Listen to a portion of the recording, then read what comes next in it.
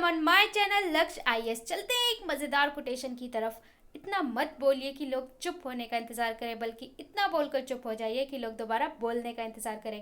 दोस्तों, आपने देखा भी होगा कि जो लोग हमेशा बकबक करते रहते हैं, बोलते रहते हैं, कोई उनकी बात ना तो सुनता है ना सीरियस लेता है। इसलिए कम बोलिए, ज़्यादा करिए, लोग अपने आप आपको सीरियस लेंगे, जैसे कि मोदी जी। चलते हैं हम आज के टॉपिक की तरफ, जो कि बहुत ही इंटरेस्टिंग है। How to choose your optional subject. आपको अपना ऑप्शनल सब्जेक्ट कैसे चूज़ करना चाहिए, ऑप्शनल क्या होता है, आज हम सारे डाउट्स क्लियर करेंगे। तो आइए शुरू करते हैं। Points to be remember before choose your optional subject. आपको अपना ऑप्शनल सब्जेक्ट चूज़ करने से पहले क्या क्या बातें ध्यान में रखनी चाहिए। सबसे पहले मैं बता देती हूँ ऑप्शनल यानी वैकल्पिक विषय होता क्या है। जो आप स्टेट पीसीएस या फिर यूपीएससी की तैयारी कर रहे हैं, ठीक है, स्टेट पीसीएस सारे गुजरात, बिहार, उड़ीसा, किसी के भी स्टेट पीसीएस की कर रहे हैं या सेंट्रल की यूपीएससी की कर रहे हैं, तो क्या होता है कि 3 चरण होते हैं। सबसे पहले प्रीलिम्स होता है, फिर मेंस होता है और उसके बाद होता है इंटरव्यू। ठीक है, तो जो मेंस होता है, प्रीलिम्स में तो सेम होता है सबका, 2 पेपर जीएस और सीसेट। मेंस होता है, इसमें 9 पेपर होते हैं। 9 में होते हैं 4 आपके जीएस, 2 होते हैं आपके ऑप्शनल और 2 होते हैं आपके लैंग्वेज के। तो क्या होता है कि ये जो है और जो लैंग्वेज है ये तो सबका सेम होगा, लेकिन जो ऑप्शनल होता है ये सबका अलग होता है और यही लाइफ चेंजिंग होता है। जिसने अच्छा ऑप्शनल चूज़ कर लिया और ऑप्शनल में अच्छे मार्क्स ले आया तो वो टॉपर भी हो सकता है और हो सकता है लिस्ट से बाहर भी आ जाए जिसको ऑप्शनल में कम मिला। इसमें आप देख सकते हैं कि कोई ऑप्शनल में 350 320 ले आया और कोई ऑप्शनल में 150 180 और 200 ले आया। यही वेरिएशन होता है कि एक एक नंबर की लड़ाई में जहाँ इतना वेरिएशन आ जाता है तो कोई टॉपर लिस्ट में चला जाता है, 110 में चला जाता है और कोई 700 800 की रैंक में चला जाता है। तो ऑप्शनल को अच्छे से चूज़ करना बहुत ज़रूरी है। ये हो गया कि ऑप्शनल होता क्या है। ठीक है, इसके बाद क्या है कि आपको चूज़ करना क्यों ज़रूरी है। अगर आप अच्छा सब्जेक्ट चूज़ करते हैं, उसकी पहले से तैयारी करते हैं, तो आप जाहिर है कि आप क्लियर करेंगे और अच्छे मार्क्स गेन करेंगे। इसके बाद क्या है, सब्जेक्ट आपको कहाँ से पता चलेंगे। तो जो लोग पहले से प्रिपेयर कर रहे हैं उनको पता है कि सब्जेक्ट कहाँ से पता चलते हैं, और जो नए हैं तो वो यूपीएससी की साइट पे जा सकते हैं। वहाँ पे आप डालेंगे कि UPSC mains optional list, optional subjects list, UPSC की मेंस की ऑप्शनल सब्जेक्ट लिस्ट, और साथ में 2020 या 2021 डाल दीजिए तो आपको लेटेस्ट लिस्ट मिल जाएगी जिसमें सारे सब्जेक्ट हैं। उसमें फिजिक्स, केमिस्ट्री, मैथ्स, इंग्लिश और लिटिल लैंग्वेज के कुछ सब्जेक्ट्स हैं। इसके अलावा उसमें संस्कृत वगैरह भी होता है। इसके अलावा हिस्ट्री, ज्योग्राफी, पॉलिटी, साइकोलॉजी, ऑर्थोपोलॉजी, ठीक है, एग्रीकल्चर, इस तरीके से कुछ लिस्ट है, कुछ सब्जेक्ट्स हैं, वो आप देख सकते हैं। उसी में से ऑप्शनल आपको चूज़ करना पड़ता है जो लिस्ट में मेंशन है। इसके बाद है कि आपको जो ये किन बातों का ध्यान रखना चाहिए अपने ऑप्शनल को चुनते वक्त, तो हम चलते हैं उसी की तरफ। सबसे पहले जब आप अपना ऑप्शनल चूज़ कर रहे हैं तो आपको सबसे पहले उस सब्जेक्ट में डीप इंटरेस्ट होना चाहिए। ठीक है, इंटरेस्ट मतलब कि आपको उसे पढ़ने में मज़ा आना चाहिए। आप उसे लंबे समय तक पढ़ सकते हैं। लंबे समय मतलब आप ये समझ सकते हैं कि 2 से 3 साल तक जिस सब्जेक्ट को आप बिना बोर हुए पढ़ सकते हैं, दूसरों को पढ़ा सकते हैं, तभी आप उस सब्जेक्ट को लीजिए। क्योंकि क्या होता है, कई बार क्या होता है, बच्चे ऑप्शनल ये देख के ले लेते हैं कि इस बार जो टॉपर हैं उसमें ज़्यादातर लोगों ने इस सब्जेक्ट को ऑप्शनल लिया था, उसको ले लेते हैं। और क्या होता है, उन्हें उस सब्जेक्ट का कोई भी डायमेंशन ABC नहीं पता होता और वो उसको ले लेते हैं। उसके बाद टॉप करना तो छोड़ो, वो उसको पढ़ भी नहीं पाते। तो इसलिए वो सब्जेक्ट लेना ज़रूरी है जिसमें इंटरेस्ट। 2-3 साल मैंने क्यों बोला, क्योंकि प्रीलिम्स होता है, फिर मेंस होता है, फिर इंटरव्यू, पूरा प्रोसीजर होने में 1.5 साल लगता है। और अगर आप पहले तैयारी कर रहे हैं, एक बार में नहीं क्लियर हुआ, तो 2 साल 3 साल आपका लग सकता है पूरा प्रोसेस होने में। तो इसलिए अगर 2 से 3 साल तक जिस सब्जेक्ट को आप पढ़ सकते हैं बिना बोर हुए, आप उसी को लीजिए। यानी इंटरेस्ट इसमें बहुत मेन फैक्टर है। जिस सब्जेक्ट को आप बिल्कुल नफरत है, ऐसा कोई सब्जेक्ट ले मत लेना। या फिर कई बार दोस्तों को देख के लोग ऑप्शनल चूज़ करते हैं और बाद में उसको स्विच करना पड़ता है, तो ये ना करें। इसके बाद क्या है, second point, subject in graduation. आप उस लिस्ट में सब्जेक्ट देखिए, और अगर वो सब्जेक्ट आपकी ग्रेजुएशन में था, जैसे आपने ऑनर्स किया है किसी सब्जेक्ट से, हिस्ट्री से, पॉलिटी से, और वो सब्जेक्ट लिस्ट में है, तो आप उसी सब्जेक्ट को चूज़ करिए।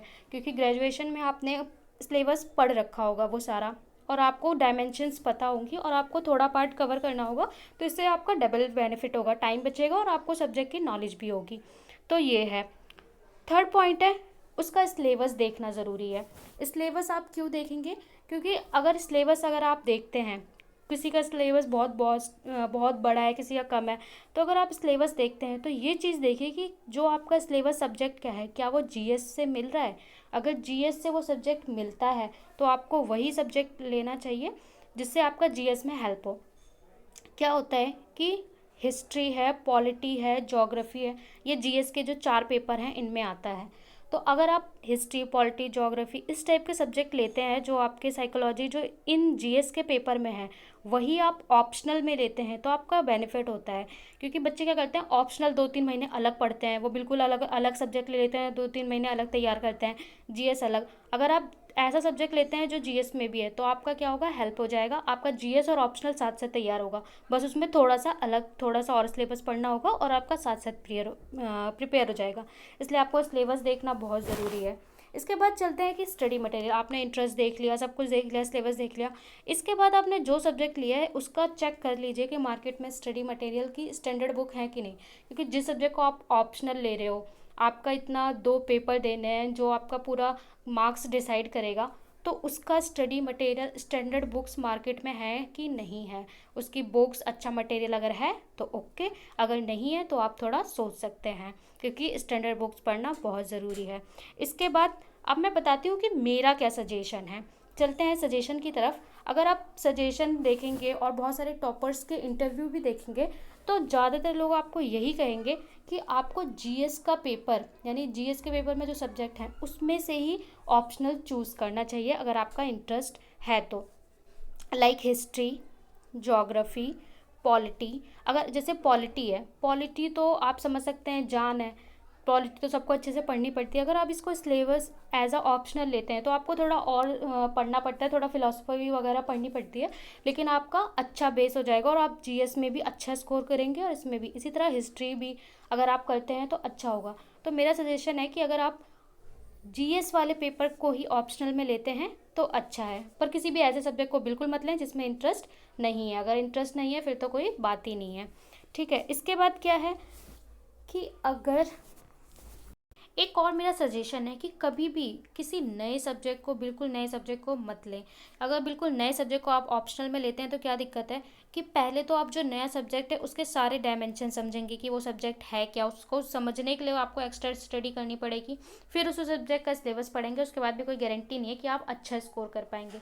या फिर कई बार क्या होता है कि लोग ये देखते हैं टॉपर्स ने सब्जेक्ट लिया था इसलिए ले लेते हैं, या जो उनके बिल्कुल जो उनका नहीं होता है। जैसे कनिष्क कटेरिया है, उन्होंने मैथ्स में टॉप किया है, मतलब मैथ्स लिया था एज अ ऑप्शनल, लेकिन क्या था कि वो इंजीनियरिंग बैकग्राउंड के हैं, ठीक है, और मैथ्स उनका पर्सनल इंटरेस्ट था। इसलिए आप कभी भी किसी के कहने से या फिर सिलेबस जिसका छोटा है वो मत लें। अगर आपका इंटरेस्ट है तो आप वो सब्जेक्ट भी कर लेंगे जिसका सिलेबस बहुत वास्ट है, क्योंकि आप इंटरेस्ट लेके पढ़ेंगे। जैसे कि हिस्ट्री है, हिस्ट्री को बहुत लोग बोलते हैं कि बहुत ही बोरिंग है, लेकिन जो हिस्ट्री है वो बहुत ही अच्छा सब्जेक्ट है और इसमें मार्क्स भी आते हैं। और एक बात और कि जो मार्क्स का अगर सोचे किसी सब्जेक्ट में कम मिलता है ज़्यादा, तो यूपीएससी में मेंस में किसी भी सब्जेक्ट में बहुत ज़्यादा मार्क्स नहीं मिलते, एवरेज मार्किंग होती है। ठीक है, 10 में 5 मार्क्स दिए जाते हैं, उससे भी कम कम, बहुत ज़्यादा मार्किंग नहीं करी जाती है, और बहुत ज़्यादा कम भी नहीं करी जाती है, बहुत ज़्यादा भी नहीं, एवरेज मार्किंग होती है। तो इसलिए आप किसी भी सब्जेक्ट को चूज़ कर सकते हैं। इसके बाद क्या है, जो हिस्ट्री है, हिस्ट्री लोग बहुत बोलते हैं कि बोरिंग है, पर हिस्ट्री भी बहुत इंटरेस्टिंग है, और आप एक बार देखेंगे तो इसका डिफाइंड सिलेबस है। पॉलिटी इसका डिफाइंड सिलेबस है, इसलिए अगर आप इसको ऑप्शनल लेते हैं तो अच्छा ऑप्शन है। अब वो लोग कमेंट बॉक्स में कमेंट करिए, जिनको हिस्ट्री पसंद है वो लिखिए यस, और जिनको हिस्ट्री नहीं पसंद है वो लिखिए नो। अब हिस्ट्री जिनको नहीं पसंद है, एक बार मैं मॉडर्न हिस्ट्री पढ़ाऊंगी, आप वो लेक्चर्स देखिए, उसके बाद हो सकता है कि आपकी राय बदल जाए। क्योंकि जो हिस्ट्री है मुझे लगता है सबसे अच्छा सब्जेक्ट है, क्योंकि वो बिल्कुल सीक्वेंस होता है और उसमें आपको कोई डेट्स वगैरह रिमेंबर करने की ज़रूरत नहीं है। अगर आप एक घटना के बाद दूसरी घटना को लिंक करके पढ़ेंगे तो आपको सब कुछ याद रहेगा। तो आप कमेंट बॉक्स में लिखिए, अगर आपको हिस्ट्री पसंद है तो यस, और नहीं पसंद है तो नो। आई होप आपको ये वीडियो अच्छा लगा होगा, और अगर आपको अच्छा लगा है तो लाइक करें, शेयर करें, सब्सक्राइब करें, और इसी तरीके के वीडियो देखते रहें, पढ़ते रहें। Thank you so much for watching.